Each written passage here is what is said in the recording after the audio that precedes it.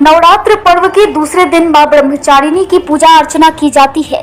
साधक इस दिन अपने मन को मां के चरणों में लगाते हैं। ब्रह्म का अर्थ है तपस्या और चारिणी का अर्थ है आचरण करने वाली।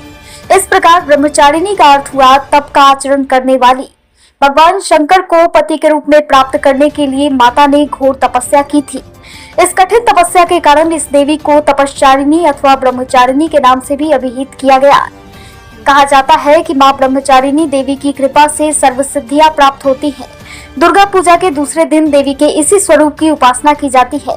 इस देवी की कथा का सार यह है कि जीवन के कठिन संघर्षों में भी मन विचलित नहीं होना चाहिए। वहीं इनका मंत्र है दधाना करपद्याभाम यक्षमाला कमंडलू देवी प्रसिद्धियुत मत ब्रह्मचारिणी यज्ञोत्तमा। इस श्लोक में अनुत्तमा का अर्थ है जिनसे अधिक उत्तम कोई नहीं, ऐसा होता है। और अक्षमाला कमंडलू शब्द में दो वस्तु होने के कारण कमंडलू शब्द के द्विवचन का प्रयोग है।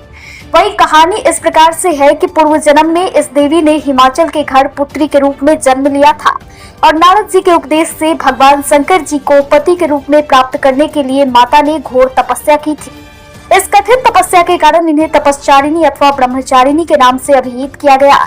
1000 वर्ष तक इन्होंने केवल फल फूल खाकर बिताए और 100 वर्षों तक केवल जमीन पर रहकर साग का निर्वाह किया। कुछ दिनों तक कठिन तपस्या उपवास करते हुए और खुले आकाश के नीचे वर्षा और धूप के घोर कष्ट सहे। 3000 वर्षों तक टूटे हुए बिल्व पत्र खाकर और भगवान शंकर की आराधना करती रहीं। इसके बाद तो उन्होंने सूखे बिल्व पत्र खाना भी छोड़ दिया। कई हजार वर्षों तक निर्जल और निराहार रहकर तपस्या करती रहीं। पत्तों को खाना छोड़ देने के कारण इनका नाम अपर्णा पड़ा। कठिन तपस्या करने के कारण देवी का शरीर एकदम क्षीण हो गया। देवता, ऋषि, सिद्धगण, मुनि सभी ने ब्रह्मचारिणी की तपस्या को अभूतपूर्व पुण्य कृत्य बताया, सराहना की और कहा कि हे देवी, आज तक किसी ने इस प्रकार की कठोर तपस्या नहीं की। यह तुम्ही से संभव थी।